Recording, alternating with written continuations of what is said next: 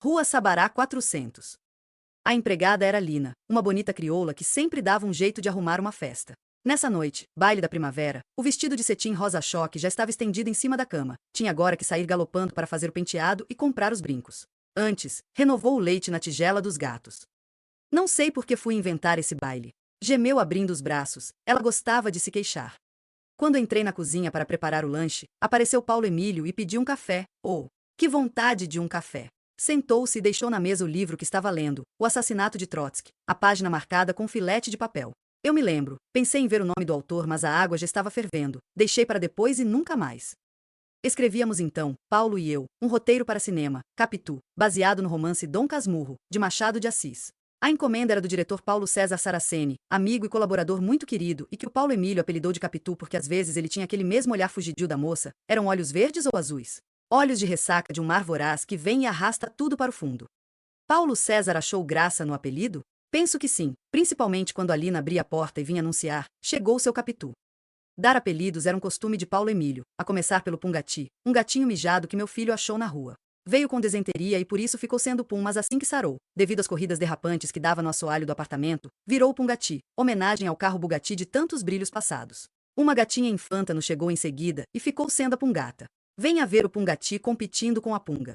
O Paulo chamava e ria da rodopiante parelha em preto e branco nas tábuas enceradas do corredor. Eu mesma não escapei e virei Cuco. A letra K era uma cortesia. Devido ao fato de me atrasar nos compromissos, bem no estilo do Cuco do relógio da avó inglesa, ele falava muito nessa avó do relógio com tal Cuco desatento. Nosso amigo Almeida Salles, presidente da Cinemateca Brasileira e de tantas outras coisas, eleito presidente até de um bar. Naturalmente era o presidente e o meu filho, Gofredo Teles Neto, ainda adolescente, ficou sendo jovem.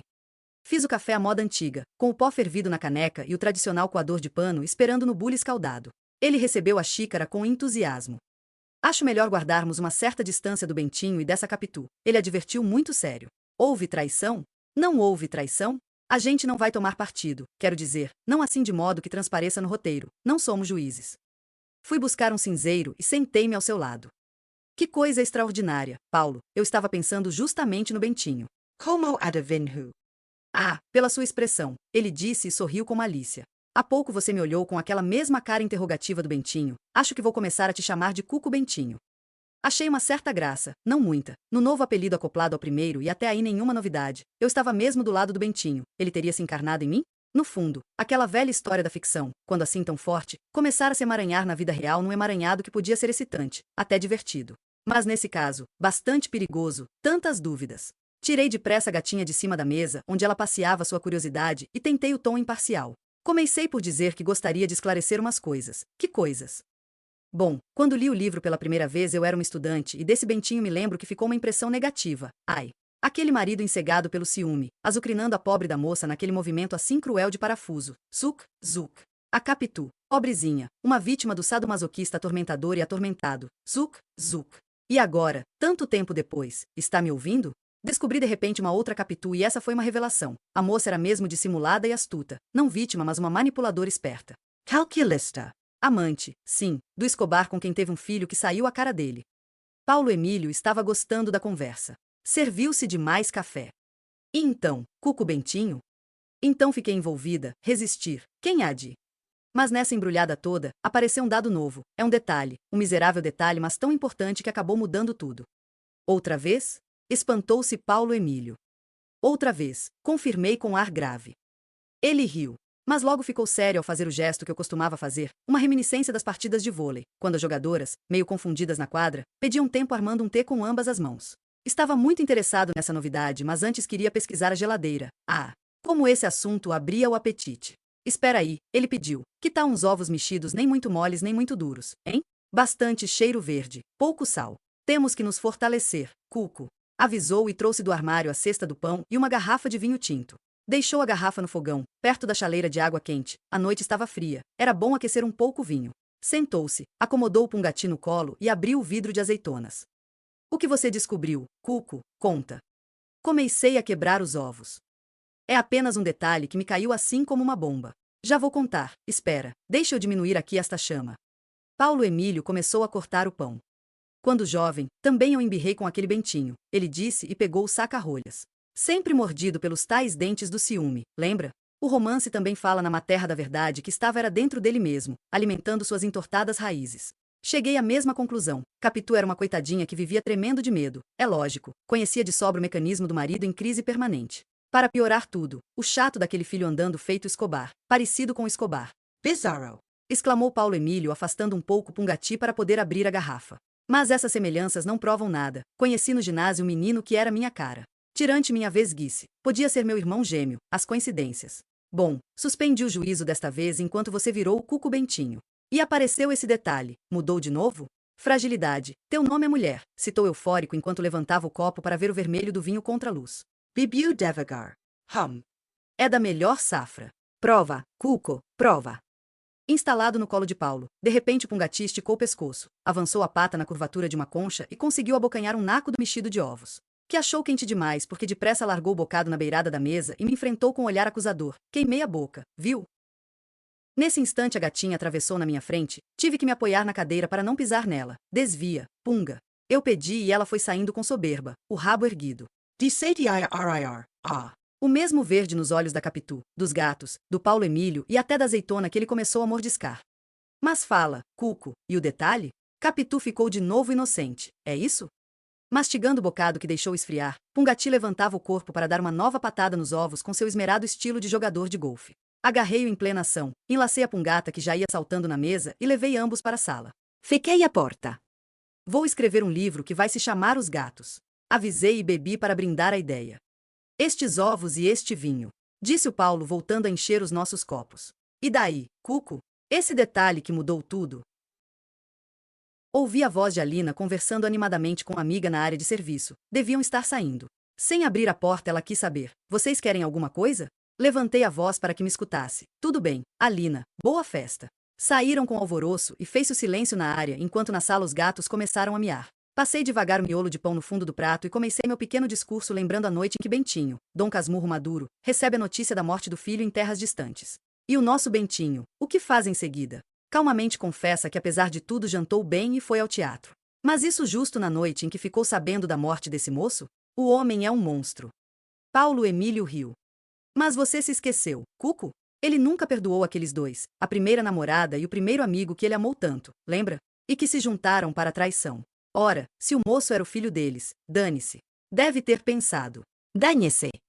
Disso eu sei, embora já velhote Bentinho continuava emputecido, corrigi depressa, enfurecido. Ah, ele morreu? E eu com isso? E foi jantar com apetite e se divertir. Mas espera, querido, esse rapaz que tinha acabado de morrer por acaso não era aquela encantadora criança que se sentava em seus joelhos e o chamava de pai com o mais ardente amor? A paixão que o garoto tinha por ele. Tantas lembranças desse tempo inocente, quer dizer que tudo isso desapareceu? A pele desse Dom Casmurro ficou assim tão impermeável? Ah, esse cara sempre foi um neurótico. Se ao menos nessa noite tivesse apenas jantado, vá lá. Mas jantar bem e depois ir pandegar? Comportamento de um perfeito psicopata. Mas ele não foi pandegar, foi ao teatro e teatro é coisa séria, disse Paulo Emílio me tomando pelo ombro. Quer dizer que com isso a Capitu ficou de novo aquela santa da sua primeira leitura? Ficou. Então não leia mais o livro porque essas descobertas não vão acabar nunca, ele suspirou arrolhando a garrafa. Os miados dos gatos subiam agora lancinantes. Fomos para a sala. Ele acendeu o abajur e ligou o toca-discos. Mozart? Perguntou enquanto tirava o disco do envelope. Sentou-se na poltrona, acomodou Pungati no colo mas de modo a não fechá-lo no seu espaço. Pung gostava de se sentir livre. Pegou o livro que estava lendo e baixou os óculos para me ver melhor. Tudo bem, Cuco, mas não vamos descartar a hipótese da traição. Meu filho entrou, foi ao quarto e voltou com um pullover nos ombros e com um caderno. Vai sair, jovem? Paulo Emílio perguntou. Vou estudar com um colega, tenho prova amanhã. Acenou, pegou a chave em cima da mesa. Ouvi a porta se fechar. Paulo então puxou o abajur para mais perto e começou a ler. Abri a janela. Mas o céu está desabando de estrelas. Eu disse baixinho. Como se tivesse me entendido, a Pungata aproximou-se com um miado amoroso, subiu no espaldar da poltrona verde e esfregou a cabeça acariciante no meu braço. Em seguida, com seu ar bem comportado ela sentou-se no topo da almofada e ficou olhando a noite. A chave. Na porta. A chuva fina. E os carros na furiosa descida pela ladeira, nenhum táxi. A noite tão escura. E aquela árvore solitária lá no fim da rua podia me abrigar debaixo da folhagem. Mas onde a folhagem? Assim na distância era visível apenas o tronco com os fios das pequeninas luzes acesas, subindo em espiral na decoração natalina. Uma decoração meio sinistra, pensei. E descobri, essa visão lembrava uma chapa radiográfica revelando apenas o esqueleto da árvore. Ah! Tivesse ela braços e mãos e seria bem capaz de arrancar e atirar longe aqueles fios que deviam dar choques assim molhados. Quer condução, menina? Recuei depressa quando o carro arrefeceu a marcha e parou na minha frente. Ele disse menina? O tom me pareceu familiar. Inclinei-me para ver o motorista, um homem grisalho, de terno e gravata, o cachimbo aceso no canto da boca. Mas espera, esse não era o Sininho? Ah. É claro, o próprio Sininho, um antigo colega da faculdade, o simpático Sininho. Tinha o apelido de Sino porque estava sempre anunciando alguma novidade. Era burguês, mas dizia-se anarquista. Sininho, é você. Ele abriu a porta e o sorriso branquíssimo, de dentinhos separados. Um milagre, eu disse enquanto afundava no banco com a bolsa e os pequenos pacotes. Como conseguiu me reconhecer nesta treva? Estes faróis são poderosos. E olha que já lá vão 40 anos, menina. 40 anos de formatura. Aspirei com prazer a fumaça do cachimbo, que se misturava ao seu próprio perfume, alfazema, e não parecia ter envelhecido muito. Os cabelos estavam grisalhos e a face pálida estava vincada, mas o sorriso muito claro não era o mesmo? E me chamava de menina, no mesmo tom daqueles tempos. Acendi um cigarro e estendi confortavelmente as pernas. Mas espera, esse carrão antiquado não era o famoso Jaguar que gostava de exibir de vez em quando? O próprio. Fiquei olhando o belo painel com um pequeno relógio verde embutido na madeira clara. Você era rico e nós éramos pobres. E ainda por cima a gente lia Dostoiévski. Humilados e ofendidos. Rimos gostosamente. Não era mesmo uma coisa extraordinária? Esse encontro inesperado depois de tanto tempo. E em plena noite de Natal. Contei que voltava de uma reunião de amigos, quis sair furtivamente e para não perturbar inventei que tinha condução. Quando começou a chuva. Acho essas festas tão deprimentes, eu disse. Ele então voltou-se para me ver melhor. Dei-lhe o meu endereço. No farol da esquina ele voltou a me olhar. Passou de leve a mão na minha cabeça, mas não disse nada. Guiava como sempre, com cuidado e sem a menor pressa. Contou que voltava também de uma reunião, um pequeno jantar com colegas, mas acrescentou logo, eram de outra turma. Tentei vê-lo através do pequeno espelho entortado, mas não era incrível? Eu me sentir assim com a mesma idade daquela estudante da academia. Outra vez inteira? Inteira. E também ele com seu eterno carro, meu Deus. Na noite escura tudo parecia ainda igual ou quase. Ou quase, pensei ao ouvir sua voz um tanto enfraquecida, rateando como se viesse de alguma pilha gasta. Mas resistindo. 40 anos como se fossem 40 dias, ele disse. Você usava uma boina. Sininho, você vai achar isso estranho, mas tive há pouco a impressão de ter recuperado a juventude. Sem ansiedade. Oh, que difícil e que fácil ficar jovem outra vez. Ele reacendeu o cachimbo, riu baixinho e comentou, ainda bem que não havia testemunhas dessa conversa. A voz ficou mais forte quando recomeçou a falar em meio das pausas. Tinha asma? Contou que depois da formatura foi estudar na Inglaterra, onde acabou se casando com uma colega da universidade e continuaria casado se ela não tivesse inventado de se casar com outro. Então ele matriculou o filho num colégio, tiveram um filho. E em plena depressão ainda passou por aquela estação no inferno, quando teve uma ligação com uma mulher casada. Um amor tão atormentado, tão louco, ele acrescentou. Vivemos juntos algum tempo. Ela também me amava, mas acabou voltando para o marido que não era marido. Descobri mais tarde, era o próprio pai. O pai. Um atroz amor de perdição. Fiquei destrambelhado, desandei a beber e sem outra saída aceitei o que me apareceu. Fui lecionar numa pequena cidade afastada de Londres. Um lugar tão modesto, mas deslumbrante. Deslumbrante, ele repetiu depois de um breve acesso de tosse. Nos fins de semana viajava para visitar o filho, mas logo voltava tão ansioso. Fiquei muito amigo de um abade velhíssimo, Dom Mateus. Foi ele que me deu a mão. Conversávamos tanto nas nossas andanças pelo vasto campo nas redondezas do mosteiro. Recomecei minhas leituras quando fui morar no mosteiro e lecionar numa escola fundada pelos religiosos. Meus alunos eram camponeses. Você não era ateu? Ateu?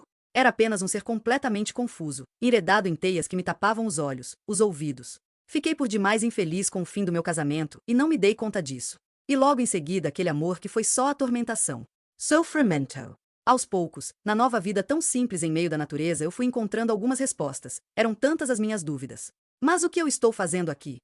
Me perguntava. Que sentido tem tudo isto? Ficava muito em contato com os bichos, bois. Carneiros. Fui então aprendendo um jogo que não conhecia, o da paciência.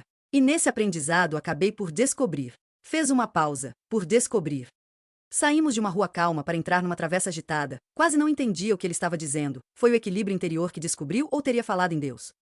Depois do enterro de Dom Mateus, despedi-me dos meus amigos, fui buscar meu filho que já estava esquecendo a língua e voltei para o Brasil. A gente sempre volta. Voltei e fui morar sabe onde? Naquela antiga casa da rua São Salvador. Você esteve lá numa festa, lembra? Mas como podia esquecer? Uma casa de tijolinhos vermelhos. A noite estava fria e vocês acenderam a lareira. Fiquei tão fascinada olhando as labaredas. Me lembro que quando atravessei o jardim passei por um pé de magnólia todo florido, prendi uma flor no cabelo e foi um sucesso. Ah, Sininho, voltou para a mesma casa e este mesmo carro. Ele inclinou-se para ler a tabuleta da rua. Impertigou-se satisfeito, estava no caminho certo, e disse que os do signo de Virgem eram desse jeito mesmo, conservadores nos hábitos assim no feitio dos gatos que simulam caráter errante mas são comodistas, voltam sempre aos mesmos lugares. Até os anarquistas, acrescentou zombeteiro em meio de uma baforada. Tinha parado de chover. Apontei-lhe o edifício e nos despedimos rapidamente porque a fila dos carros já engrossava atrás. Quis dizer-lhe como esse encontro me deixou desanuviada, mas ele devia estar sabendo, eu não precisava mais falar. Entregou-me os pacotes. Beijei sua face em meio da fumaça azul. Ou azul era névoa. Quando subi a escada do edifício, dei por falta da bolsa e lembrei que ela tinha caído no chão do carro numa curva mais fechada. Volte-me. Espera. Cheguei a dizer. E o jaguar já seguia adiante. Deixei os pacotes no degrau e fiquei ali de braços pendidos. Dentro da bolsa estava a chave da porta, eu não podia entrar. Através do vidro da sua concha, o porteiro me observava. E me lembrei de repente, Rua São Salvador. Apontei para o porteiro os meus pacotes no chão e corri para o táxi que acabava de estacionar. É aqui. Quase gritei assim que vi o bangalô dos tijolinhos. Antes de apertar a campainha, fiquei olhando a casa ainda iluminada. Não consegui ver a garagem lá no fundo, mergulhada na sombra, mas vislumbrei o pé de magnólia, sem as flores mas firme no meio do gramado. Uma velhota de uniforme veio vindo pela alameda e antes mesmo que ela fizesse perguntas, já fui me desculpando. Lamentava incomodar assim tarde da noite, mas o problema é que tinha esquecido a bolsa no carro do patrão, um carro prateado, devia ter entrado há pouco. Ele me deu carona e nessa bolsa estava a minha chave. Será que ela podia? A mulher me examinou com um olhar severo. Mas que história era essa se o patrão nem tinha saído e já estava até se recolhendo com a mulher e os gêmeos? Carro prateado? Como esqueci a bolsa num carro prateado se na garagem estavam apenas os carros de sempre, o bege e o preto? De certo a senhora errou a casa, dona, ela disse e escondeu a boca irônica na gola do uniforme. Em noite de tanta festa a gente faz mesmo confusão. Tentei aplacar com as mãos os cabelos que o vento tinha desgrenhado. Espera, como é o nome do seu patrão? Dr. Glicério, ora. Dr. Glicério Júnior. Então é o pai dele que estou procurando, estudamos juntos. Mora nesta rua, um senhor grisalho, guiava um jaguar prateado. A mulher recuou fazendo o sinal da cruz. Mas esse daí morreu faz tempo, meu Deus. É o pai do meu patrão, mas ele já morreu, fui até no enterro. Ele já morreu. Fechei o casaco e fiquei ouvindo minha voz meio desafinada se enrolar nas desculpas. Tinha razão, as casas desse bairro eram muito parecidas. Devo ter me enganado, é evidente. Fui repetindo enquanto ia recuando até o táxi que me esperava. O motorista tinha o rádio ligado numa música sacra. Pedi-lhe que voltasse para o ponto. Já estava na escada do edifício quando o porteiro veio ao meu encontro para avisar que um senhor tinha vindo devolver a minha bolsa. Não é esta? Fiz que sim com a cabeça. Quando consegui falar foi para dizer, ah, que bom. Abri a bolsa e nela afundei a mão, mas alguma coisa me picou o dedo. Fiz nova tentativa e dessa vez trouxe um pequeno botão de rosa, um botão vermelho enredado na correntinha do chaveiro. Na extremidade do cabo curto, o espinho. Pedi ao porteiro que depois levasse os pacotes e subi no elevador. Quando abri a porta do apartamento, tive o vago sentimento de que estava abrindo uma outra porta. Qual? Uma porta que eu não sabia onde ia dar, mas isso agora não tinha importância. Nenhuma importância. Pensei e fiquei olhando o perfil da chave na palma da minha mão. Deixei-a na fechadura e fui mergulhar o botão no copo d'água. Agora desabrocha. Pedi e toquei de leve na corola vermelha. Debrucei-me na janela. Lá embaixo na rua, a pequena árvore, parecida com a outra, tinha a mesma decoração das luzes em espiral pelo tronco enegrecido. Mas não era mais a visão sinistra da radiografia revelando na névoa o esqueleto da árvore, ao contrário, o espiralado fio das pequeninas luzes me fez pensar no sorriso dele, luminoso de tão branco. História. De Passarino.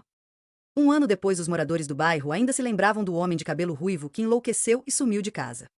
Ele era um santo, disse a mulher levantando os braços. E as pessoas em redor não perguntaram nada e nem era preciso perguntar o que se todos já sabiam que era um bom homem que de repente abandonou casa, emprego no cartório, o filho único, tudo. E se mandou Deus sabe para onde. Só pode ter enlouquecido, sussurrou a mulher, e as pessoas tinham que se aproximar inclinando a cabeça para ouvir melhor. Mas de uma coisa estou certa, tudo começou com aquele passarinho, começou com o passarinho. Que o homem ruivo não sabia se era um canário ou um pintacilgo. Oh, pai, caçoava o filho, que raio de passarinho é esse que você foi arrumar? O homem ruivo introduzia o dedo entre as grades da gaiola e ficava acariciando a cabeça do passarinho que por essa época era um filhote todo arrepiado, escassa plumagem amarelo pálido com algumas peninhas de um cinza claro. Não sei, filho, deve ter caído de algum ninho, peguei ele na rua, não sei que passarinho é esse. O menino mascava chicle. Você não sabe nada mesmo, pai. Nem marca de carro, nem marca de cigarro, nem marca de passarinho. Você não sabe nada. Em verdade, o homem ruivo sabia bem poucas coisas. Mas de uma coisa ele estava certo, é que naquele instante gostaria de estar em qualquer parte do mundo, mas em qualquer parte mesmo, menos ali.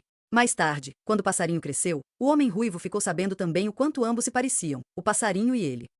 Ai! O canto desse passarinho, resmungava a mulher. Você quer mesmo me atormentar, velho? O menino esticava os beiços tentando fazer rodinhas com a fumaça do cigarro que subia para o teto. Bicho mais chato, pai. Solta ele. Antes de sair para o trabalho, o homem ruivo costumava ficar algum tempo olhando o passarinho que desatava a cantar, as asas trêmulas ligeiramente abertas, ora pousando num pé, ora noutro e cantando como se não pudesse parar nunca mais. O homem então enfiava a ponta do dedo entre as grades, era despedida e o passarinho, emudecido, vinha meio encolhido oferecer-lhe a cabeça para carícia. Enquanto o homem se afastava, o passarinho se atirava meio às cegas contra as grades. Fugir, fugir. Algumas vezes, o homem assistiu a essas tentativas que deixavam o passarinho tão cansado, o peito palpitante, o bico ferido. Eu sei, você quer ir embora, mas não pode ir. Lá fora é diferente e agora é tarde demais. A mulher punha-se então a falar e falavam 50 minutos sobre as coisas todas que quisera ter e que o homem ruivo não lhe dera. Não esquecer aquela viagem para Pocinhos do Rio Verde e o trem prateado descendo pela noite até o mar. Esse mar que se não fosse o pai, que Deus o tenha, ela jamais teria conhecido porque em negra hora se casara com um homem que não prestava para nada. Não sei mesmo onde estava com a cabeça quando me casei com você, velho. Ele continuava com o livro aberto no peito. Gostava muito de ler. Quando a mulher baixava o tom de voz, ainda furiosa, mas sem saber mais a razão de tanta fúria, o homem ruivo fechava o livro e ia conversar com o passarinho que se punha tão manso que se abrisse a portinhola poderia colhê-lo na palma da mão. Decorridos os 50 minutos das queixas, e como ele não respondia mesmo, ela se calava exausta. Puxava-o pela manga, afetuosa. Vai, velho, o café está esfriando. Nunca pensei que nesta idade eu fosse trabalhar tanto assim.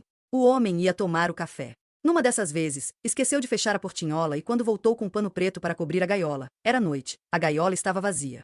Ele então sentou-se no degrau de pedra da escada e ali ficou pela madrugada, fixo na escuridão. Quando amanheceu, o gato da vizinha desceu o muro, aproximou-se da escada onde estava o homem ruivo e ficou ali estirado, a se espreguiçar sonolento de tão feliz. Por entre o pelo negro do gato desprendeu-se uma pequenina pena amarelo-acinzentada que o vento delicadamente fez voar. O homem inclinou-se para colher a pena entre o polegar e o indicador. Mas não disse nada, nem mesmo quando o menino que presenciara a cena desatou a rir, passarinho mais besta. Fugiu e acabou aí, na boca do gato. Calmamente, sem a menor pressa o homem ruivo guardou a pena no bolso do casaco e levantou-se com uma expressão tão estranha que o menino parou de rir para ficar olhando. Repetiria depois à mãe, mas ele até que parecia contente. Mãe, juro que o pai parecia contente, juro. A mulher então interrompeu o filho num sussurro. Ele ficou louco. Quando formou-se a roda de vizinhos, o menino voltou a contar isso tudo, mas não achou importante contar aquela coisa que descobriu de repente. O pai era um homem alto. Nunca tinha reparado antes como ele era alto. Não contou também que estranhou o andar do pai, firme e reto. Mas por que ele andava agora desse jeito? E repetiu o que todos já sabiam, que quando o pai saiu, deixou o portão aberto e não olhou para trás. Pottera. Quando a lua esverdeada saiu detrás da nuvem, entrei no jardim da luz, o jardim da minha infância, quando meu pai me convidava para ver os macaquinhos. Vamos ver os macaquinhos? Então seguíamos de mãos dadas pelas alamedas de pedregulhos e areia branca, tantas árvores. Os quiosques. As fontes. Com os macaquinhos espiando aflitos por entre a folhagem. Tinha também os periquitos. Ele então me levava até o balanço, o assento entre as correntes pendendo de uma trave, punha-se atrás, pedia que me segurasse bem e firmava as mãos nas minhas costas. Pronto? Dava 2 ou 3 impulsos enquanto eu pedia, mais alto, mais alto. Quando as correntes esticadas chegavam ao extremo, eu vergava o corpo na tentativa de descobrir algum macaquinho também no balanço da galharia mais próxima. Fique aí que o papai volta logo, ele avisava. E desaparecia durante algum tempo com sua palheta e o seu charuto. Mas agora era noite, e eu estava só. E era jovem, via minha juventude nos meus sapatos de estudante andarilha, sapatos de amarrar, de couro de búfalo e que duravam este ano, o ano seguinte e ainda o outro. Búfalo é fortíssimo. Estarei debaixo da grande figueira, o desconhecido avisou. Você sabe onde fica. Fui andando sem pressa pelo jardim silencioso, os macaquinhos e os periquitos deviam estar dormindo. Lá estava a velha figueira com as raízes ainda se buscando e se encontrando na terra e mesmo acima dela, subindo afoitas pelo tronco na ânsia do espaço. Lá no alto, a grande copa espessa. Negra. Parei ao vislumbrar a silhueta esguia de um homem sentado no banco de pedra. Vestia um amplo sobretudo preto que lhe chegava até os sapatos. Tinha as pernas estiradas e o chapéu de feltro preto estava ao seu lado no banco. A mão magra e muito branca segurava o cigarro aceso. A farta cabeleira lourada me pareceu comprida, as pontas meio em desordem chegando até a gola do sobretudo. Deve ser um estrangeiro, pensei ao me aproximar. Sou estrangeiro. Sente-se, ele pediu e, com a mão que segurava o cigarro, indicou a outra ponta do banco. Fique aí, o cheiro. Obedeci sem entender. Estrangeiro, ele confirmou. Mas então adivinhou meu pensamento? E quis uma certa distância ao falar em cheiro. Que cheiro? Senti apenas o cheiro úmido da folhagem. Tinha chovido. A lua, por um momento encoberta, apareceu inteira e pude ver o fino perfil do homem de um brancor transparente. Mas os olhos, esses eram fortes, num tom azul chamejante. Acomodei no colo os livros e a bolsa. Lembrei então, ele falou em cheiro, seria alérgico? Meu colega da faculdade tinha alergia a perfumes, até a delicada água de colônia que eu usava o fazia lacrimejar quando dançávamos. Não é alergia, ele disse. Tive vontade de rir, não era mesmo extraordinário? Ele adivinhava o que eu estava pensando e por isso já devia estar sabendo que me perguntava agora que idade teria aquela pele assim baça. Mas e o olhar ardente? Puxei as mangas da minha malha de lã para que os punhos chegassem até meus dedos, e esse encontro agora com um desconhecido que podia ler meus pensamentos. O que facilitava e dificultava nosso diálogo. Cuidado. Muito cuidado daqui por diante, aconselhei a mim mesma. Conselho ingênuo, como podia ocultar este pensamento correndo livre feito um cavalo selvagem? Agora, por exemplo, me ocorria aquele seu gesto ao indicar a extremidade do banco devido ao cheiro. Que cheiro?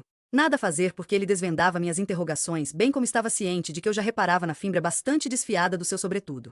Ainda assim, era um sobretudo importante. Concluí e esperei por uma resposta. Ele já estava sabendo que eu gracejava. É um sobretudo muito antigo. Mas sou mais antigo ainda. Entrelacei as mãos. E o cheiro? Perguntei em silêncio e desta vez ele não respondeu. Não invadia mais a minha mente? Ou não quis, por delicadeza, mostrar essa invasão. Puxei ainda uma vez os punhos da malha para aquecer meus dedos que estavam gelados. Ele notou o meu gesto. Os muito jovens sentem frio nas extremidades. Potira também tinha muito frio nas mãos. Potira. A minha amada, ele disse e a voz ficou profunda. Quent. Ela era minha amada, a minha amada. Olhei para o céu e a lua de novo escondida. E ainda mais distante, que horas seriam? Apalpei meu pulso, estava sem o relógio. Esta vai ser uma confissão e tinha que ser feita você aqui neste jardim. E nesta noite, vou desaparecer em seguida, não nos veremos mais. Preciso então me apressar. Escuta, falei em cheiro e você continua preocupada. Vamos começar por aí? Tenho a forma humana, mas está apenas uma aparência porque aqui por dentro existe uma espécie de laboratório onde se desenvolve uma certa química, digamos. Enfim, nem tentarei explicar porque é inexplicável, ele acrescentou. Inexplicável. Não peça coerência ao mistério nem peça lógica ao absurdo. Nasci assim. Todas as minhas necessidades fisiológicas, a urina, as fezes, tudo isso em mim é feito através da pele. Dos poros. Passo-lhe logo meu primeiro segredo. Não tenho aqueles buracos usuais. Ficou mais claro agora? Tenho esses órgãos, mas eles não funcionam. Na chamada flor da pele, estou recorrendo a uma expressão romântica. Tenho urinado e defecado pelos séculos. Sou uma mentira que vai acabar nesta madrugada. Está me escutando? Mas em meio da maior felicidade, eu conheci Potira e ela está me esperando. Potira é a minha amada. A minha amada que também sentia frio nas mãos assim como você, mas não usava casaco. Potira era uma índia. Fiquei em silêncio, olhando a touceira defronte do banco. Era uma confissão, ele disse. Fui a escolhida para ouvir sua confissão, mas não seria melhor ter escolhido um padre? E agora esta repentina vontade de rir, rir, rir. Ele disse que esse era o seu primeiro segredo. Mas tinha outros. Não senti nenhum cheiro. Eu sei. Mas fico inseguro, preciso me lavar mais vezes e nem sempre tenho ao alcance a água, esta ansiedade, a água corrente do rio ou do mar. Ainda assim, dentro desta minha natureza que parece cruel e é cruel, há uma réstia misericordiosa porque posso controlar o suor fazendo jejum. Há 3 noites não me alimento. Está me escutando?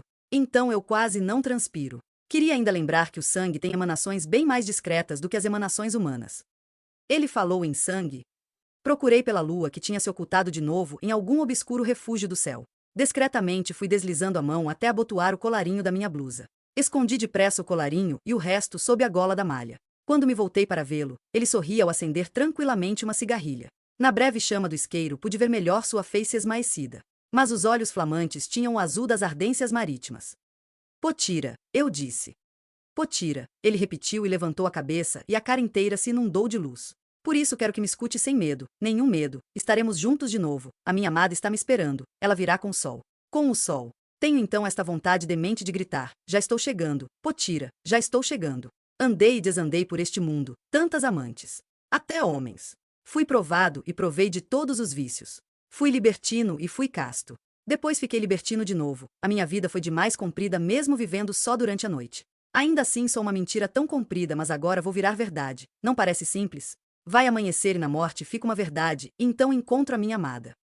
Uma índia. Uma índia. Agora escuta, meu nome é Ar Jacobsen e nasci na Noruega. Você sabe onde fica a Noruega? Muito vagamente. Vou ajudar. Europa do Norte. Tantas pradarias e florestas, tantos castelos nesse reino, nasci num desses castelos. Minha mãe morreu no parto, fui criado pela minha ama de leite, a Cristiana. Era grega. Quando nos seus seios foi se esgotando o leite, acabei por chegar ao seu sangue. Falava com ela em grego e por isso desde cedo fiquei sabendo que através do sangue eu podia me apossar do idioma do meu doador. A palavra transmitida no sangue. Mas logo a minha guardadora grega ficou sabendo que o pequeno Ar Jacobse não podia ficar exposto à luz. E como era esperta, criou em torno uma lenda. Eu sofria de uma enfermidade estranha, uma enfermidade raríssima. Não podia viver senão com a luz das velas, tantos candelabros. A luz artificial iluminando uma existência artificial. Meu pai era um homem frio. Distant. Acumulou uma imensa fortuna, mas sua paixão maior era mesmo o mar. Sou um navegador, apenas um navegador, costumava dizer. Morreu nesse mar quando sua nau partiu-se ao meio numa tempestade. Meu irmão mais velho matou-se com um punhal quando completou 20 anos. Tantos suicídios e tantos assassinatos naquela família e naquele reino cercado de montes com os cumes cobertos de neve. O frio. A depressão. Meu irmão gostava muito de música, de poesia. Era normal e acabou se matando. E eu devo continuar vivendo? Perguntei em desespero quando cheguei à adolescência. Cristiana então jogou longe o copo de veneno que eu já ia beber. Se me matasse, voltaria em seguida com a mesma forma até cumprir o meu tempo. Ela disse. Não tinha outra escolha. Minha sorte estava escrita na minha estrela, Ananke. O destino, Ananke. Repetia Cristiana, prometendo me proteger enquanto vivesse. E guardar o meu segredo. Obedecai. Durante o dia me fechava nos aposentos penumbrosos do castelo. Acordava com a noite e todos acreditavam ou fingiam acreditar na enfermidade daquele estranho ser noturno. Mas um herdeiro. Meu único amigo, o anão Munte, era um jovem com a cara amarrotada de um velho. Chegava ao anoitecer com suas roupas douradas, guizos. Dava cabriolas, contava histórias maravilhosas, mas dentro dele eu só via tristeza. Consolava-se, às vezes, quando pousava em mim o olhar turvo, lá estava um ser tão poderoso quanto um príncipe. Mas carregando na pele a própria latrina. Meu Deus! Gemi sem querer. Perdão se estou sendo rude, você é tão jovem e esta minha história é tão velha com seu encardidume de treva. Mas guarde isto, logo vou recuperar o paraíso que perdi. Potira me espera na ressurreição. Resurrico? Sim, ressurreição. Vou desaparecer numa morte tão mais limpa do que foi esta vida. Vou me desintegrar no ar e este será um momento tão feliz que eu poderia dizer como Fausto ao momento que passa. Fica. És tão belo. Belo porque vou me encontrar com a minha amada. Já sei, tenho que me apressar. Então escuta. No começo era o sangue de alguma ovelha que Cristiana me trazia no copo de prata. Beba o seu vinho, ela ordenava. Munte então baixava o olhar turvo. Ele sabia o que estava no copo. E agora me lembro, eu nadava naquela piscina de água cálida e de repente comecei a dar gritos balidos tão aflitos que Cristiana correu e me enxugou na toalha. Falava grego quando não queria que Munte entendesse. Mas então esqueci? No sangue que eu tomava vinha o idioma do doador e nessa noite o doador foi um cordeiro. Meé.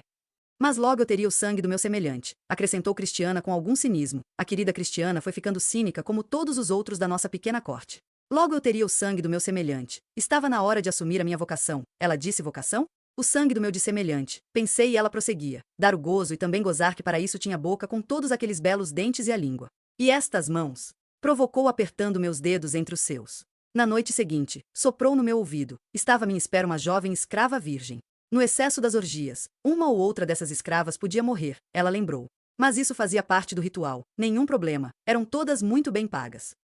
Estremecai. E aquele clarão no céu? O dia. Ainda não, ele disse.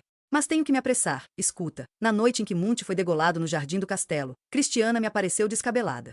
E lívida. Há uma conspiração, ela sussurrou. Serei a próxima, mas já preparei tudo. Viajo nesta madrugada e você tem que fugir em seguida. Depois dou os detalhes. Agora tenho que ir. Não dê os detalhes porque desapareceu sem tempo sequer de afivelar as malas. Ananke. Dizia a minha guardadora. Desapareceu completamente. Cuidei dos negócios, escolhi aqueles menos ladrões dentre os ladrões em redor e, sem afobação, comecei a cuidar da minha viagem. Dando tempo para que me matassem e ninguém me matou. Contratei uma secla para me acompanhar e quando já estava na Pérsia recebi a notícia, o cadáver de Cristiana foi encontrado boiando no lago próximo do castelo. Tinha um punhal cravado nas costas. Continuei viajando na vadia disponibilidade do dinheiro. Vi guerras, guerras grandes e guerras menores, mas todas atrozes. O esplendor e a decadência das civilizações. Eu já disse que minha vida foi por demais comprida. Todos morrendo em redor, rios de fogo e gente. E eu sobrevivendo inalterado. Esachado, Ananke. Numa noite de extremo desencanto e cansaço, um grumete espanhol, que ficou sendo meu assessor, veio me falar com entusiasmo de um mundo novo, um mundo imenso e ainda desconhecido. Com verdejantes florestas virgens e rios caudalosos. Pássaros e animais nunca vistos. Enfim, um mundo distante descoberto por navegadores portugueses. Os espanhóis e tantos outros também andaram por lá, mas a terra com seus habitantes, tudo continuava assim em estado de inocência. Os nativos, uma elegante raça cor de cobre, de traços bem feitos e cabelo liso. Viviam nus ou quase nus e tinham seu próprio idioma. Em geral, eram mansos, mas algumas dessas tribos, além dos peixes e da caça, comiam também os visitantes assados nas fogueiras. Apesar disso, novas levas de visitantes continuavam chegando nos navios, seduzidos pela aventura rendosa de escravizar esses nativos. Ou descobrir riques à minerais. Ou com o intuito obscuro de fugir da própria família. Ou ainda fugir de algum crime cometido lá longe. Quem é que sabe? Esse novo mundo tinha um nome: Brasil. Vamos ver isso de perto? Convidou o grumete. Fique ai curioso. Já estava farto do mundo percorrido. Quem sabe agora a novidade de uma região que ainda guardava os seus mistérios? Seu segredo seria como uma descoberta, e toda descoberta não era excitante? Fiquei animado e pedi ao grumete que tomasse as providências. Foi quem escolheu a nau que nos transportaria. Minha amiga, uma egípcia, implorou que a levasse também. Estava tuberculosa. Quem sabe os ares selvagens iriam curá-la?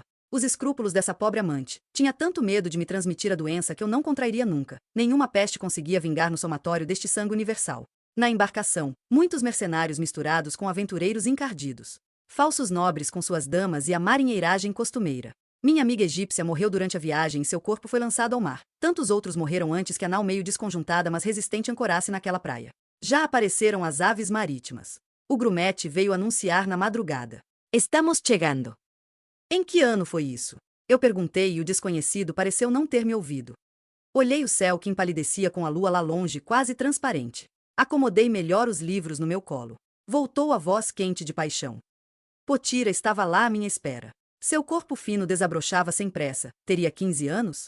Uma graciosa tanga de penas coloridas cobria seu sexo de menina, mas os pequeninos seios desabrochavam livres sob os fartos colares de continhas azuis. Por entre os colares, um fio mais longo com a cruz de estanho, era catequizada. Os religiosos que por ali já tinham passado plantaram a cruz de Cristo e fizeram as advertências. As vergonhas deviam ficar escondidas. Eu nunca tinha visto antes alguém com aquela pele avermelhada, o rosto de uma beleza diferente, tão graciosa, a boca bem desenhada, os cantos virados para cima, sempre pronta para o riso que mostrava os dentes perfeitos. Olhos asiáticos. Eu queria tanto passar a mão naqueles cabelos luzidios, caindo retos até os ombros, mas onde teria nascido essa raça? Banhava-se muitas vezes a minha amada e gostava de lidar com frutos e flores, ela cheirava a flor. E eu que já tinha visto tantos tipos de beleza nas minhas andanças infinitas, fiquei maravilhado. Não era a beleza mole e descorada das ocidentais que pareciam sair dos quadros dos museus. Não tinha também a beleza polida das orientais, mas emergia dela uma força assim brutal que vinha daquela natureza explodindo em cores. Sans. Quando eu contei que gostava de música, ela veio com caramujo, encostou caramujo no meu ouvido e avisou. Era música do mar. E eu te amo. Eu gritava e ela ria, e afundávamos abraçados nas águas do ribeiro. Foi quando descobri que tinha uma alma. Com a minha irmãzinha das rosas descobri a minha alma imortal. Podia então morrer um dia. Posso morrer hoje. Meus olhos estavam cheios de lágrimas. Ele me fazia rir e me fazia chorar. Em vão procurei pela lua que já devia ter escorrido pela minha cara. Enxuguei-a no punho do casaco. Logo vai amanhecer, eu disse. Vou me apressar, escuta. Anoitecia quando vaguei com o grumete por aquelas praias. Ele tinha muito medo de cobras. Mas elas estavam amoitadas. Encontramos apenas índios com seus arcos e corpos esbeltos, pintados com fortes listras coloridas.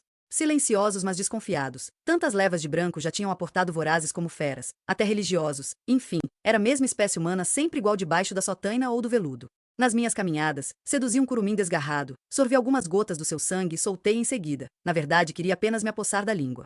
Sem contaminar o índiozinho, outro mistério. Nunca tive a abominável corja dos mortos-vivos de cabeleira ressequida, arrastando suas mortalhas despedaçadas.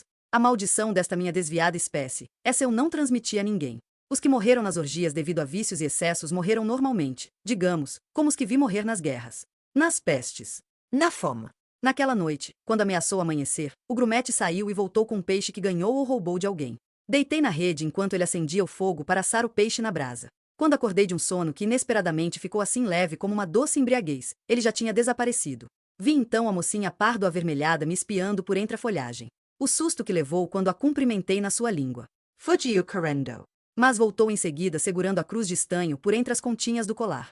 Beijou a cruz, cruzou as mãos no peito e ajoelhou-se. Pensou que eu fosse um padre. Foi difícil fazê-la entender. Como um forasteiro de pele branca podia falar a sua língua? Teria que ir contando aos poucos minha história para não assustá-la. Resolvi e perguntei onde havia água para me banhar. Ela me tomou pela mão e foi me conduzindo até o ribeiro que refletia a lua. Entramos juntos e rimos e brincamos feito duas crianças. Nunca me senti tão limpo. Conheci seu pai, um cacique alto e magro, o corpo pintado e um grande cocar de penas na cabeça. Era o chefe da tribo. No peito, a cruz estano. Era um índio calmo e sábio. Contei-lhe tudo, e ele me ouviu apertando o olhar estreito. A primeira coisa que me pediu foi que eu trouxesse minha rede para mais perto. Precisava me defender no meu sono. Então fui aceito como uma pessoa da família, uma pessoa muito querida e muito doente. Mas assegurou-me, eu teria cura. Devagar iria substituindo o sangue humano pelo sangue de um bicho. Eu não precisava saber que bicho era esse que ele mesmo se incumbiria de caçar. Não devia fazer perguntas. A fase das ervagens viria em seguida substituir o sangue animal pelo sangue vegetal, a seiva dos deuses vegetais. Porque além do Deus e do Filho crucificado na cruz, nesta cruz, ele mostrou, existiam ainda outros deuses habitantes das matas e tão verdadeiros quanto este outro, disse e beijou a cruz no peito. Quando eu estivesse mais limpo dessa enfermidade, iria com Potira conversar com seu irmão, ela conhecia o caminho. Na volta, um dia, quando, enfim, um dia, em meio de uma grande festa, seria feito nosso casamento. Beijei-lhe as mãos como gostaria de ter beijado as mãos sempre distantes do meu pai. Ele mesmo escolheu a noite certa em que Potira e eu subimos no alazão. Fiquei esperando e ouvindo silêncio. Até que a voz do desconhecido voltou num ritmo galopante. Era como se estivesse de novo montado no alazão e seguindo resfolegando pelas veredas até a taba do Índio-irmão, amigo de Tupã e de todos os deuses vegetais. Olhei para o céu.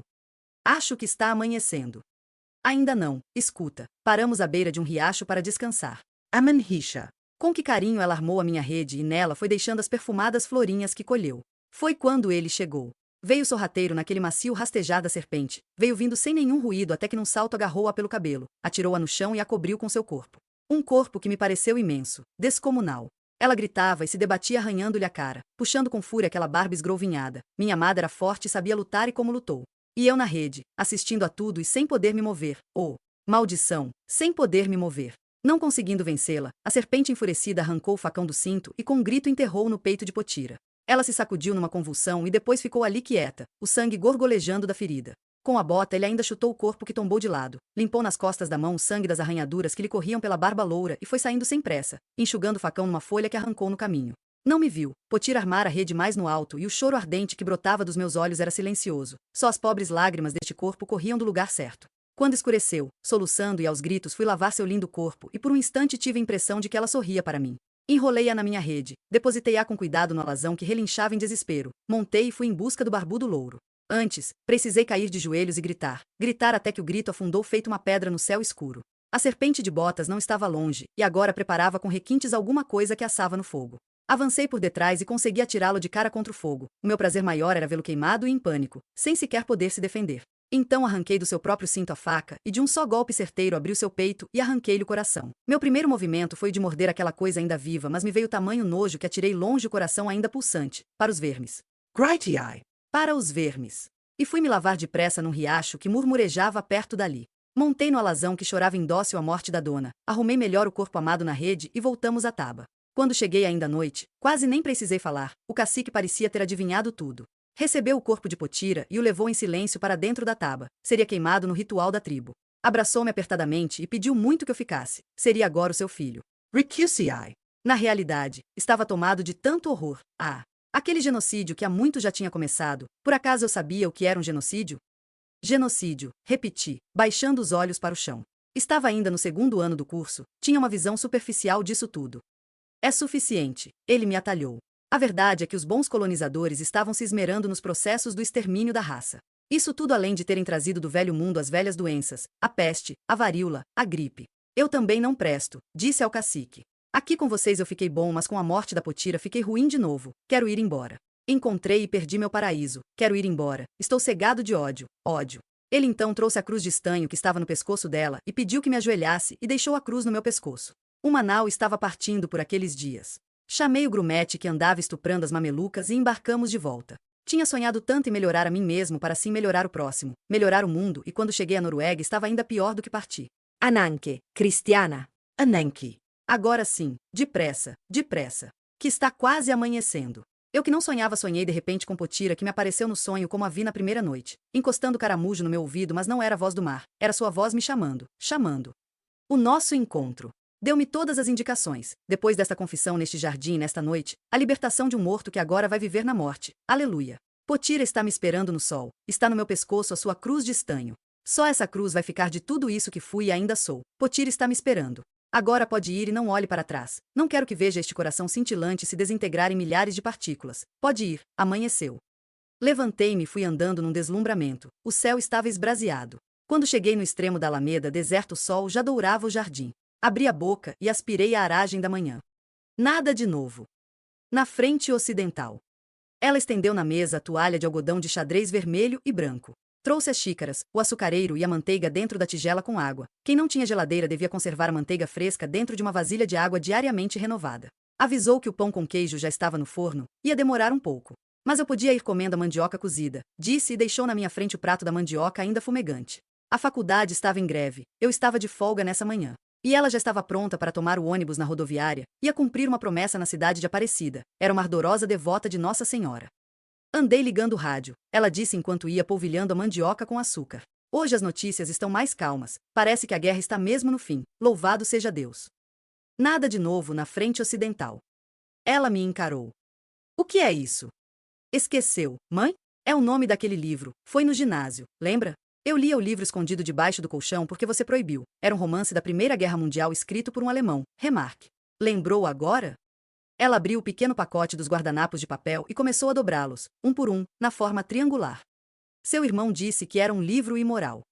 Não é imoral nada, é um romance de guerra e romance de guerra é mesmo forte. Gostei ainda mais do filme, que vi numa retrospectiva, quando anunciaram que não havia nada de novo no fronte, que estava tudo em paz. Justo nessa hora o soldado mocinho cisma de pegar uma borboleta pelas asas. A borboleta veio e pousou defronte dele na trincheira.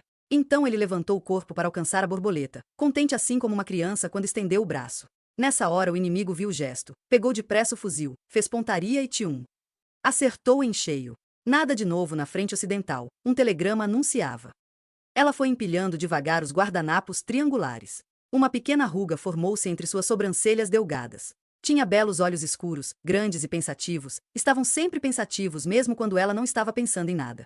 Adivinhei que nessa hora sua preocupação maior era que este punhal. Ia viajar para cumprir uma promessa. Já tinha me avisado que a Nossa Senhora era minha madrinha. Eu estaria incluída nesse trato? Viagem curtíssima. Embora. E ainda assim ia durar um dia e uma noite. Levantou o olhar para o teto do nosso pequeno apartamento no primeiro andar de um edifício na rua 7 de Abril, ao lado da Praça da República.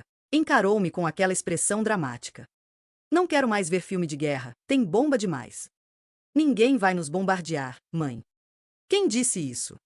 O tio Garibaldi, ora. Ele é louco, filha.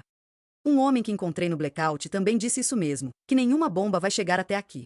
Mas se chegar, mãe, então visto a minha farda e pronto, vou defender a pátria em perigo. A pátria está bem arrumada, ela disse e riu baixinho enquanto foi ver o pão no forno. Gracejei, mas falei sério quando mencionei a farda. Lá estava ela num cabide dentro do armário. Saia calça de brim cinza chumbo e túnica num tom mais escuro. Botões pretos, cinto de couro, sapatos pretos de amarrar, camisa branca e gravata preta. As meias de algodão branco chegavam com os elásticos até os joelhos severamente cobertos pela saia calça. Lovers brancas. E o casquete quase reto tombando na testa, no formato daqueles barquinhos de papel que a gente armava na infância para soltar nas enxurradas. Primeiros socorros. Foi o curso que escolhi quando as moças da Faculdade de Filosofia e Faculdade de Direito fundaram a Legião Universitária Feminina da Defesa Passiva Antiaérea, subordinada à 2ª Região Militar, LUF. Fui me alistar logo nos primeiros dias em que se criou o movimento. Fiquei a legionária número 9. Ah, o susto que minha mãe levou quando me viu aparecer fardada. Quis primeiro saber se eu já tinha consultado meu pai. O que ele disse? Que estava tudo bem. Ora, guerra é guerra. Muito justo que as estudantes colaborassem. Ela me examinou cheia de apreensão, mais funda ruga preocupante. Veja, filha, você já é escritora, estuda numa escola só de homens e agora virou também soldado? Achei graça porque adivinhei o que ela pensou em seguida e não disse. Agora é que vai ser mesmo difícil casar. Os duros treinamentos no Vale do Anhangabaú. Com a prática que adquiri nas aulas de atletismo da Escola de Educação Física, até que me saí bem nesses treinos, seria porta-bandeira no desfile se não aparecesse Estela Silveira, que era ainda mais alta do que eu. Mas nesses treinos militares surgiram tamanhas novidades instigantes que os transeuntes que paravam para nos observar ficavam assim, pasmos. O que significava aquilo? As mocinhas também iam combater? Não quero ver ninguém de batom e cabelo comprido, avisava o enérgico capitão Cardoso. Então as legionárias passavam depressa o lenço na boca e prendiam os cabelos num apertado caracol na nuca. Nenhuma joia, só o relógio pulseira de couro preto. Na noite anterior, noite clara de estrelas, lá fui de farolete e apito participar dos exercícios de blackout. Noche de ronda, eu cantarolava lá por dentro, os boleros estavam na moda. Fechar imediatamente as venezianas e as cortinas como se as esquadrilhas inimigas já estivessem se aproximando. Meu Deus! E aquela vitrine na Avenida São João com todas as luzes acesas? O senhor aí, queira apagar o seu cigarro. Advertia um homem de impermeável e colete vermelho, fumando tranquilamente na porta de um café. O homem soprou a fumaça para o lado. Mas por que apagar o cigarro? Aproximei-me no passo formal e fiz o meu pequeno discurso. Estamos em guerra, senhor, e a noite é de blackout. A simples brasa de um cigarro pode ser vista por um bombardeiro. Uma simples brasa pode orientar o avião inimigo no lançamento das bombas. Compreendeu agora?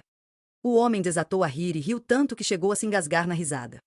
Mas quem vem atirar bombas aqui? Os nazistas. Mas se eles nem estão dando conta lá do serviço, imagina se nesta altura vão agora se lembrar da gente? Estou voltando lá do Rio, acrescentou e ficou sério. Vi com estes olhos como os Estados Unidos estão tratando a gente. Somos aliados nativos. Ouviu, garota? Somos o quintal deles, nenhum respeito. Por muito favor podemos servir de bucha para canhão. Ele resmungou atirando longe o toco de cigarro. Acendeu outro. Somos tratados como seres inferiores, uns mestiços de merda. Escutou agora? Senti o bafo de álcool e fui me afastando em silêncio. Se houver qualquer resistência, não reaja. Era essa a ordem. Procure um superior e faça a denúncia. Em caso mais grave, use o apito para chamar o vigilante mais próximo. Prossegui na ronda, mas no meu coração estava solidária com o boêmio transgressor. Já estava inscrita na esquerda democrática, colaborava no jornal acadêmico Libertador e entendia perfeitamente o que o homem do café quis me passar. Alguma novidade, legionária? Perguntou o tenente que encontrei logo adiante na esquina. Sem novidade, senhor, respondi ao me aprumar na continência. E prossegui toda compenetrada, mas rindo por dentro. Cruzando a praça logo adiante, missão cumprida, poderia me recolher. Medo? Não, ausência de qualquer espécie de medo na noite da estudante solitária na sua ronda. Mas onde estavam os ladrões? Onde estavam os estupradores e mais aqueles encapuzados dos sequestros? Onde? E os meninos drogados de olhos vermelhos e armados? E os mendigos atravessados nas calçadas? Onde estavam todos? A guerra. E a paz de andar sem susto pela noite eterna.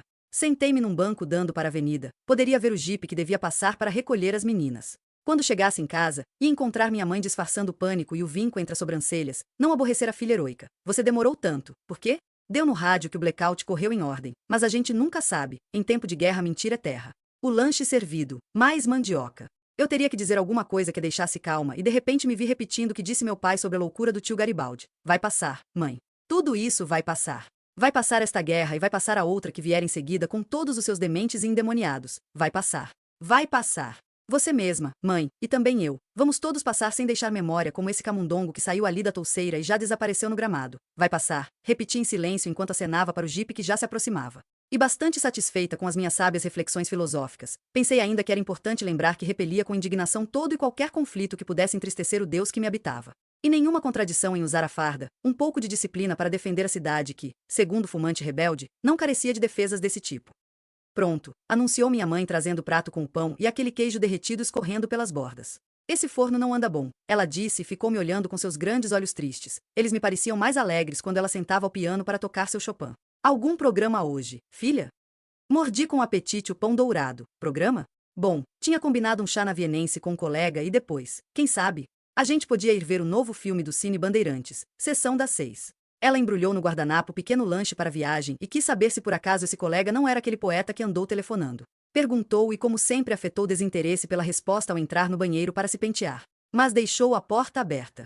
Os cabelos da minha mãe eram de um tom castanho claro, mas quando começaram a aparecer os fios brancos, comprou logo a tintura e passou a retocá-los e eles ficaram pretos. Acho que vou ser freira só para esconder o cabelo de neve com aquela touca, ela disse em meio de um suspiro. Fazia a operação tintura secretamente, trancada no banheiro de onde saía toda satisfeita, os cabelos enegrecidos já lavados e penteados, as largas ondas ainda úmidas e fixadas com grampos. Nessa mesma tarde, enquanto a minha mãe viajava para o encontro com a santa e enquanto eu me preparava para o chá com o poeta, uma voz de homem me anunciava pelo telefone que meu pai tinha morrido subitamente num quarto de hotel onde estava hospedado na pequena cidade de Jacareí. O desconhecido telefonou, disse seu nome e entrou logo no assunto. O seu pai. Ele não era o seu pai? Mas espera um pouco, estou me precipitando, por que avançar no tempo? Ainda não tinha acontecido nada, era manhã quando minha mãe se preparava para a viagem, ia ver minha madrinha e eu ia ver o meu poeta. Espera. Deixa eu viver plenamente aquele instante enquanto comia o pão com queijo quente e já estendia a mão para o bule de chocolate. Espera. Espera. A hora ainda era a hora do sonho. Mãe, não vai me dizer que promessa foi essa que você fez? Toda promessa tem que ficar em segredo, filha. Não presta a contar. E esse filme do Bandeirantes, é de guerra ou de amor? Eu estava com a boca cheia e só consegui fazer o gesto, as duas coisas juntas. Na verdade, zombava demais do cinema norte-americano com aquelas enfermeiras maquiadas e engomadas. Umas perfeitas idiotas. Eu me irritava, dando aquelas corridinhas nos hospitais de sangue, com os violinos no apogeu. Mas enquanto assistia às aulas no curso de enfermagem, era com esse uniforme sem nódoas que me imaginava, cuidando do jovem soldado com suas bandagens, ferimentos leves, que eu removia com mãos levíssimas. A convalescença sem problemas. E o encontro, enfim, numa cantina. Napoles. Fui convocada juntamente com a nova leva dos nossos pracinhas. A longa capa azul noite e a cruz vermelha no peito do avental. Quer dizer então que aquelas reações contra as enfermeiras engomadas eram de pura inveja? Isso daí, pura inveja. A cantina sem os violinos, mas com a guitarra e a voz tão poderosa cantando. Cantando. Então o homem disse com voz grave, uma notícia triste. Acontece que o seu pai, ele não era o seu pai? Espera um pouco, pelo amor de Deus, espera.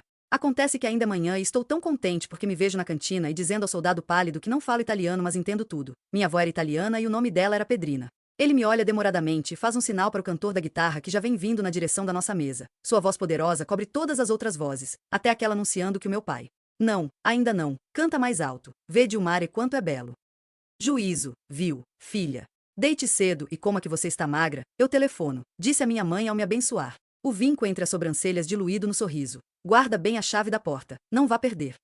Quando me vi só, esqueci completamente o encontro em Nápoles e fui procurar na estante Les Fleurs do Mal. Ah! E se na hora do chá eu recitasse Baudelaire? Pena que minha pronúncia não era brilhante. Meu colega poeta podia rir, ele conhecia tão bem o francês. Paciência, se a edição era bilingue, eu poderia fazer citação na tradução, ficaria até menos pedante. Acomodei-me confortavelmente na poltrona diante do telefone, assim podia ouvir melhor quando ele ligasse para confirmar o encontro. Estendi as pernas até o almofadão e pensei como era maravilhoso ficar assim disponível, sonhando e esperando por alguma coisa que vai acontecer. Sobre Ligia Fagundes tells. E este livro? A experiência transforma-se em ficção na medida mesmo em que a escritora decanta no íntimo as etapas vividas com a plenitude de uma sensibilidade fora do comum, de uma imaginação avassaladora, de uma escrita que se amolda docilmente à linguagem do seu tempo. Nogueira Moutinho. Ligia realiza na ficção um modo de pensar a realidade. Seu discurso tem o comedimento poético de quem sabe que a exigência literária é a de construir uma unidade representativa onde se realizem os elementos éticos e estéticos conjugadamente. Sonia Regis. O universo de Ligia Fagundes Telles elabora-se a partir de trincas que se abrem na fachada harmoniosa das famílias tradicionais. Colecionadora de palavras, suas armas secretas, e colecionadora de instantes, ela surpreende fragmentos do real, aparentemente sem importância, em cujo interior provoca as mais sutis convulsões. Entre o real e o não real, cria às vezes um universo delicadamente cruel ou pungente, as duas faces da medalha. Alice Rayard, Lacroix. Flagrantes da criação. Postjo Anamara Makado. Invenção e Memória é um livro absolutamente fascinante. De certo modo, acaba por constituir uma trilogia dentro da obra de Ligia Fagundes Telles, ao lado de A Disciplina do Amor e Durante aquele Estranho Chá. Pelo menos, do ponto de vista de uma leitora que a eles tem voltado muitas e muitas vezes, atraída pelo chamado hipnótico e encantatório dos textos desses dois volumes. Talvez a própria autora não tenha consciência dessa força obsessiva de indagação sobre o mecanismo da escrita, que a fez conceber esses 3 livros em diferentes momentos de sua carreira. Tanto que os classifica de modo diverso. Ao primeiro, A Disciplina do Amor, 1980, chamou de fragmentos. O segundo, Invenção e Memória, publicado em 2000, apresenta-se como volume de contos.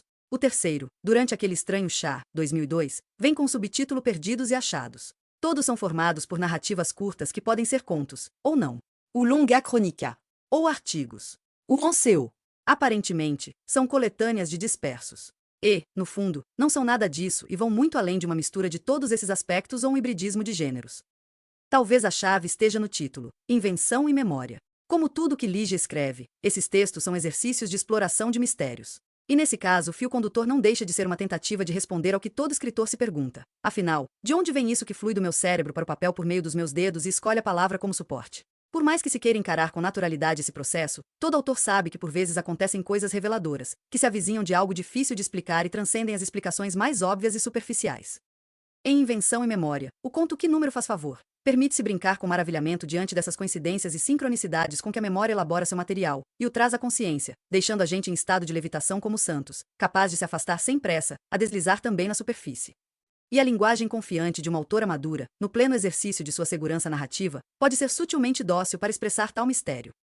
Essa questão é também a curiosidade maior de qualquer leitor, revelada na inevitável pergunta em todos os encontros com autores, em qualquer parte do mundo: como é seu processo de criação? Ou, se a plateia é constituída por crianças ou adolescentes, a mesma dúvida é formulada de modo mais concreto: de onde você tirou a ideia para fazer essa história? É como se, no fundo, todos os leitores imaginássemos, platonicamente, que existe um grande depósito de ideias. Os mortais comuns se limitariam a pegar as mais óbvias, ao alcance de qualquer um, enquanto alguns privilegiados conheceriam segredos para chegar aos cantinhos mais obscuros e recônditos, de onde seriam capazes de trazer originalidades insuspeitadas pela maioria, a matéria-prima da criação, em estado bruto. Como autora, fui aprendendo com o tempo a responder fingindo driblar o mistério, para satisfazer a curiosidade mais imediata do interlocutor. Não dá para explicar, essa é a verdade. Mas também não se pode deixar sem resposta uma indagação tão universal e, portanto, tão intrinsecamente humana. Então, a quem pergunta eu digo algo. Cada texto é uma mistura de ideias, brota de fontes diversas. De toda forma, em linhas gerais, é possível dizer que elas nascem de 3 matrizes. Uma vem do passado e é oferecida pela memória de tudo que se viveu, viu, ouviu, leu, aprendeu. A segunda tem ligação com o presente e surge diretamente da observação, do olhar atento, ouvido agudo e faro fino, da capacidade de prestar atenção em tudo que nos rodeia, de andar pela vida de olhos abertos, de saber ver. A outra matriz, não é do passado nem do presente, mas também não é do futuro. Fala daquilo que não aconteceu nunca, mas poderia acontecer um dia, potencialmente guardado em outra dimensão, a do sonho, do desejo, do medo, da imaginação. O que me assombra na explicação de Lígia Fagundes Telles é que ela parece concentrar suas fontes em apenas 2 vertentes, invenção e memória. Com isso, deixa a observação em segundo plano, como se envolta em sombras. Logo ela, uma mestra da visão. Claro, essa redução só se explica porque para a autora a visão é tão poderosa que sem ela nada existiria, não haveria memória nem invenção. E Lígia escreve com as visões do passado e do presente, aliadas às potencialidades plenas de tudo aquilo que se possa inventar para ver, ainda que não exista ou seja invisível aos olhos. É quase um clichê da crítica contemporânea associar à literatura uma pretensa missão, em alguns casos, cobrada quase como obrigação, de dar voz a quem não tem ou de atribuir vozes ao silêncio. Talvez uma das qualidades mais refinadas de Lígia esteja no raro sortilégio de seu poder de conferir realidade ao invisível e dar voz a visões. E etimologicamente, evocando o inaudito, invocando o surpreendente, revogando o clichê e o já esperado. Seus textos falam do que se poderia ver sob a superfície lisa e transparente do real, ou do que só pode ser visto como espectro. Em algumas das narrativas, o que se vê é a morte, por baixo e por trás da vida cotidiana. Ela pode se apresentar sob a forma de uma aparição esfacelada, que a memória oferece como trampolim para o mergulho nas florinhas brancas no feitio de estrelas, que se chama solidão. Pode também surgir como uma ameaça, deflagrada pelos filmes de vampiro, cinema Gato Preto. Ou pela sensação de perigo real, num pressentimento de tragédia subterrânea, em que a intuída vítima e seu carrasco parecem trocar os sinais, o menino e o velho. Ou se apresentar como pura fábula, capaz de ensinar e quase trazer uma moral explícita, até mesmo com personagens animais, como Suicídio na Granja ou História de Passarinho. Outras vezes, porém, a invenção que se mistura com a memória vem banhada em afetividade e a morte aparece como embalagem protetora, a chave na porta, casulo que agasalha em solitária noite chuvosa. Ecos sobrenaturais semelhantes podem assumir a forma de um cavaleiro andante ou anjo da guarda proteger donzelas desamparadas em meio à corriqueira estudantada de um dia de pendura, a dança com o anjo. Ou de um estrangeiro desconhecido, encontrado no Jardim da Luz, vencedor de distâncias históricas e geográficas, Potira. Passaportes para o fantástico. De qualquer maneira, o que importa nessas lembranças parece ser menos a memória detalhista de uma reconstituição exata, embora o magnífico olhar da autora seja minucioso nessa área, e mais a invenção que se intromete de modo inesperado, acrescentando novos significados à placidez da rotina. Tal invenção é feita de pinceladas de beleza, nutridas pela lembrança de uma observação prévia, mais uma vez, inegável, de apurada tessitura estética. Essas pinceladas exploram uma palheta opulenta de refinados matizes e entretons, enriquecida pelo repertório cultural e artístico que a memória oferece, a partir de um acúmulo erudito dos variados caminhos percorridos pela criação humana ao longo da história, de Platão e Aristóteles a Santo Agostinho, de Shelley a Rudyard Kipling, de Machado de Assis a Oscar Wilde, de Jane Austen a Verdi, de Marcel Proust a Vicente Celestino, de Virgílio a Castro Alves e tantos outros que habitam estas páginas, em citações ou alusões explícitas, para não falar nos que se escondem nas entrelinhas. Esses traços ou pinceladas se sobrepõem uns aos outros, numa linguagem econômica, quase pontilhista, de frases curtas. Na vibração de seu jogo entrecortado, conferem ao texto uma espessura ímpar e requintada, muito característica da escrita de Lígia Fagundes Telles. Ao mesmo tempo delicadas e vigorosas, suas frases, em que convivem coloquialismo e erudição, compõem as texturas que dão densidade ao real. Sua ação desvenda o que o olhar comum não vê, mas a imaginação projeta, dando passagem para que se revele uma nova dimensão, constituída por aquilo que pode não estar ao alcance da visão física, um dos 5 sentidos, mas certamente faz parte da humana busca de infinitos sentidos para a experiência, trazendo a intuição, a perplexidade e o deslumbramento para o âmago do que é vivenciado. Essa aposta no caráter de vidente ou visionário do artista, em especial do escritor, acaba por fazer aflorar significados insuspeitados nos textos subjacentes a estes contos ou fragmentos de invenção e memória, a criação alheia com que Lígia Fagundes Telles dialoga. Como se a autora despertasse neles riquezas ocultas, ou fizesse germinar sementes até então invisíveis, e com isso os recarregasse com a nova energia de seus próprios sortilégios. A deriva entre imagens, acasos, sonhos, enquanto parece compartilhar com o leitor a exploração de memória e invenção como algumas das vertentes privilegiadas da criação literária, a autora se deixa levar a esmo, numa espécie de estado de entrega, disponível ao imprevisto. Parece vogar ao sabor de reminiscências vagas de episódios autobiográficos, da infância, adolescência, juventude estudantil e vida adulta, alguns deles já contados em outras versões, em entrevistas ou textos diferentes. Mas de repente faz com que neles incida o relâmpago de uma ruptura evidentemente inventada, e essa faísca os ilumina e promove a ficção. O que ocorre quando esse processo de ruptura se oculta, mais sutil, e não é um lampejo evidente? Deixa de ser ficção ou apenas nos engana, a todos nós, seus leitores? Mistérios de Lígia, encantamentos de sua escrita, turvas profundezas da criação literária flagrada em pleno processo. Ao menos 2 desses casos merecem ser citados, pela carga de perturbação latente que neles pulsa sob aparente placidez inocente. Ambos se apresentam como pura memória, não ficção, reminiscências de personagens reais, conhecidos, identificados com nome, sobrenome e circunstâncias, que fazem parte da história cultural do país e da vida pessoal da autora. Um desses exemplos é um fascinante cruzamento de invenção com memória. Lígia conta, como se fosse uma lembrança individual, um episódio que volta a narrar depois daquele estranho chá, ou já o teria escrito a essa altura, pois o livro posterior bem poderia incluir um texto anterior perdido e achado, como ela classifica. Neste Invenção e Memória, o caso narrado vem rememorado, como uma recordação da autora. No outro livro, é uma história que lhe fora contada por Mário de Andrade e que teria ocorrido com ele e um amigo, quando passeavam uma noite pelo centro de São Paulo, ao som das sirenes, durante a guerra. Uma mocinha fardada, toda compenetrada de seus deveres, ordena ao homem que apague o cigarro por causa do blackout e ameaça prendê-lo. Quanto de invenção? Quanto de memória? E de quem? Dela ou de Mário de Andrade? Ou de ambos? Seria ela a mocinha a ameaçar o amigo dele? 2 lembranças convergentes? Afinal, isso importa? Outro caso interessante é o do texto sobre Capitu. Com ricas e fascinantes variações, foi publicado em pelo menos 2 outros contextos. Primeiro, como apresentação da primeira edição do roteiro, Siciliano, 1993, que Lígia e seu marido Paulo Emílio Salles Gomes fizeram em 1967 para o filme que Paulo César Saraceni dirigiu. Bem mais tarde, em 2008, foi reproduzido como pós-fácil a nova edição do mesmo roteiro, pela Cossack Knife, sob o título às vezes, Novembro. Além dessas 2 versões, recebeu uma moldura mais ampla, com direito até a passe partout, para ser incluído neste Invenção e Memória. Dando mais ênfase ao espaço, a começar pelo título, Rua Sabará 400, que é o tempo. Todos os principais pontos estão nas 3 variantes, inclusive os detalhes e a maioria das imagens.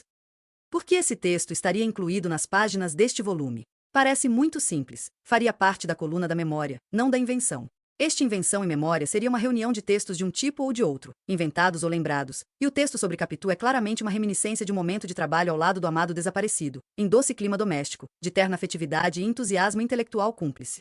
Uma celebração emocionada de um instante idílico que, ao ser evocado, poderia ser descrito como algo muito próximo daquela saudade que anima os versos de Fernando Pessoa. No tempo em que festejavam o dia dos meus anos, eu era feliz e ninguém estava morto. Mas com Lígia nada é simples e as aparências podem sempre esconder mistérios. Enigmas. Ao incluir esse relato nesta coletânea, ela o contagia com os outros, contamina-o com a tensão entre os 2 polos que norteiam o livro.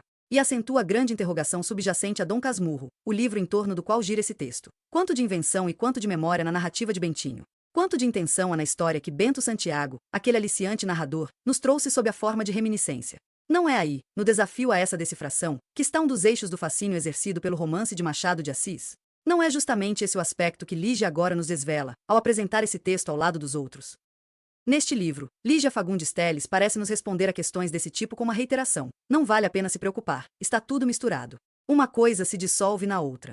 A memória não é objetiva, ela inventa, seleciona, elimina, burila, lixa, tira o supérfluo, semeia, cria o que lhe apetece. Pelo menos, a dos artistas. É uma versão, não tem compromisso com os fatos. Como sabiam os gregos, ao fazer com que as musas fossem filhas de Mnemosine, a memória. A consciência do poder ilimitado dessa liberdade é parte intrínseca da visão com que Lígia Fagundes Telles observa o real, relembrando e reinventando, transformada em texto pelo poder de sua linguagem, essa certeza lhe garante a dimensão que tem e o lugar que ocupa em nossas letras. Lugar que é seu, de direito. Uma ficcionista que tem o que dizer. E que, como ninguém, sabe dizer. Ana Maria Machado é ficcionista e ensaísta.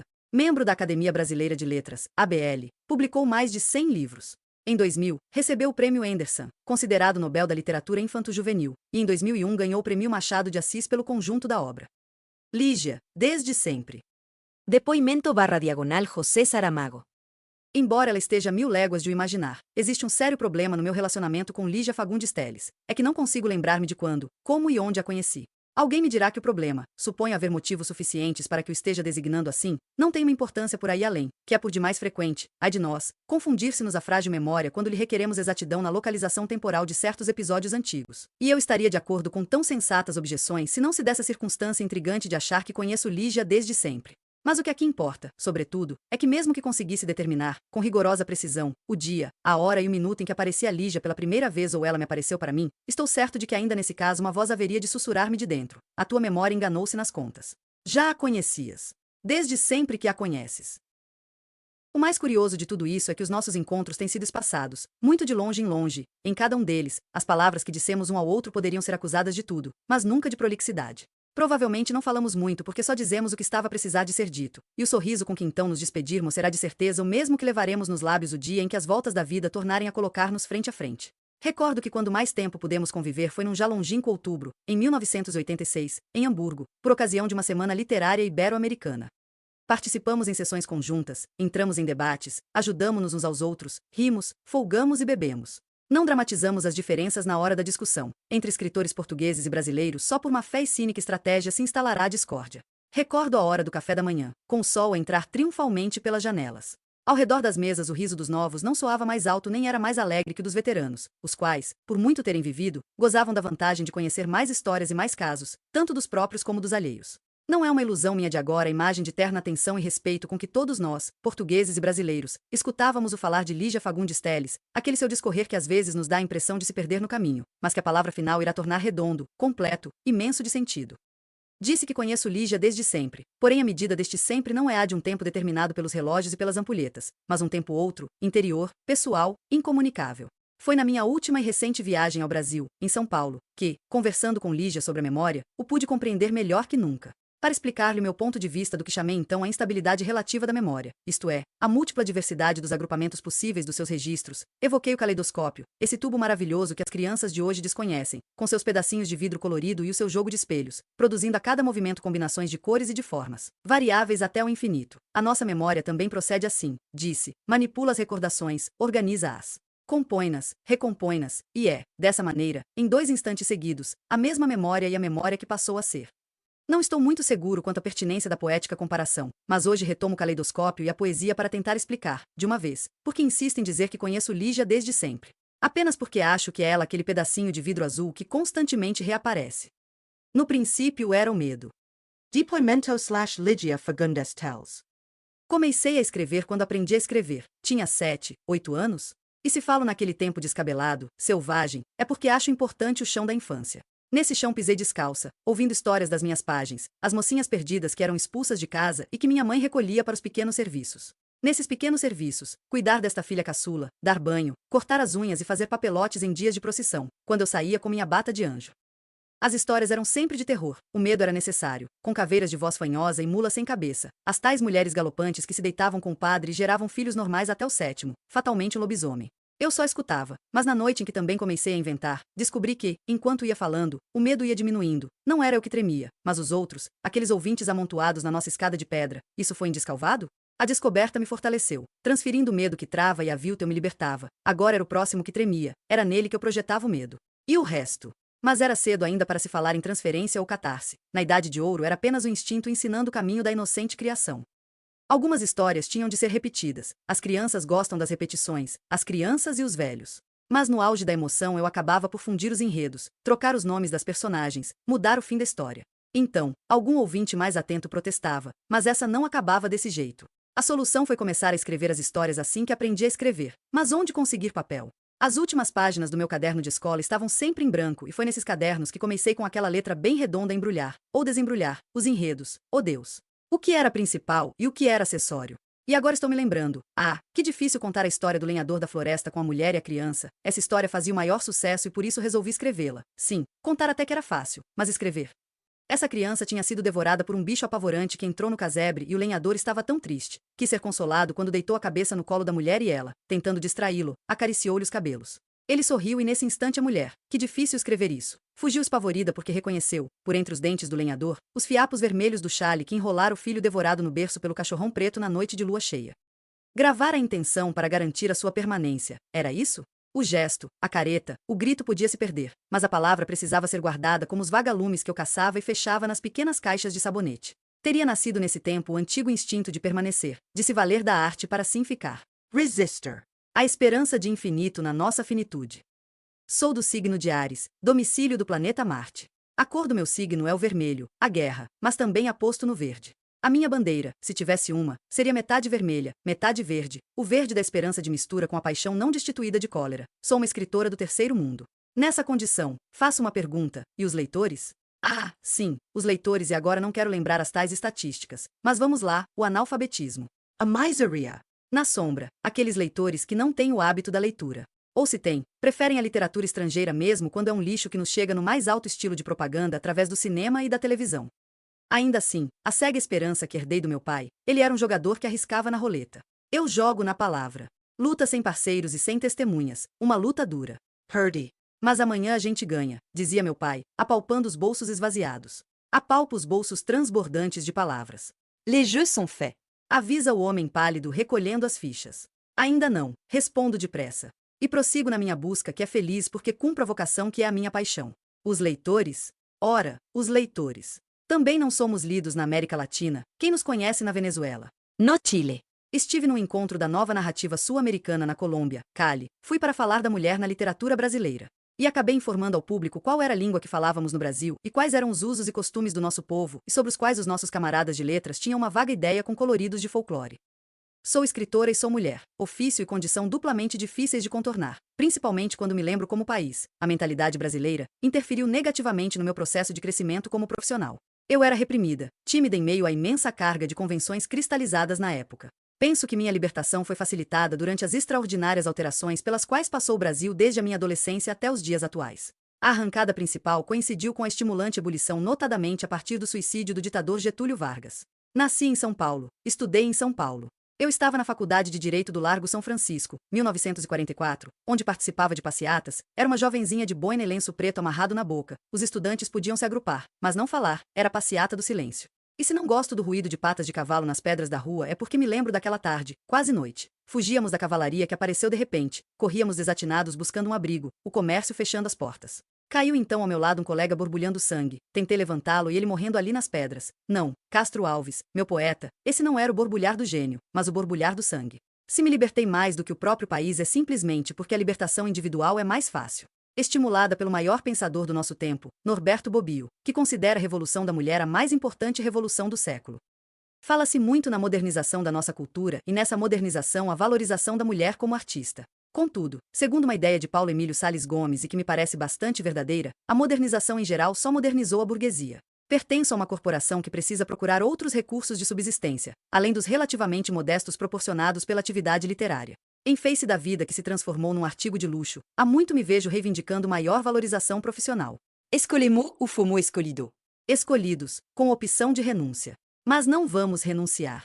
Em 1982, no meu livro A Disciplina do Amor, escrevi num fragmento que há 3 espécies em processo de extinção: a árvore, o índio e o escritor. Mas resistimos. Quando andei pela África, um dos homens da Unesco me disse: cada vez que morre um velho africano é assim como uma biblioteca que se incendeia. Será que antes de chegarmos à solução final do nosso problema indígena, teremos tempo de captar um pouco da sua arte e da sua vida, nas quais o sagrado e a beleza se confundem para alimentar nossa cultura e nosso remorso? E resistimos, testemunhas e participantes deste tempo e desta sociedade com o que tem de bom. E de ruim. E tem ruim à beça, assunto e inspiração para os escritores é o que não falta. Falei agora numa palavra que saiu de moda e, no entanto, é insubstituível na terminologia da criação: inspiração. Algumas das minhas ficções se inspiraram na simples imagem de algo que vi e retive na memória: um objeto, uma casa, uma pessoa. Outros contos, ou romances, nasceram de uma simples frase que ouvi ou eu mesma disse e lá ficou registrada na minha natureza mais profunda. Um dia, sem razão aparente, essa memória ou tenha isso o nome que tiver, me devolve a frase. Há ainda as ficções que nasceram do nevoeiro, ou claridade, de um sonho, fluxo de símbolos nas cavernas do inconsciente que de repente escancara as portas. Saiam todos. Ei, Vasseo. Há que selecionar, interpretar, e eis aí um trabalho que exige lucidez. Paciência. E paixão.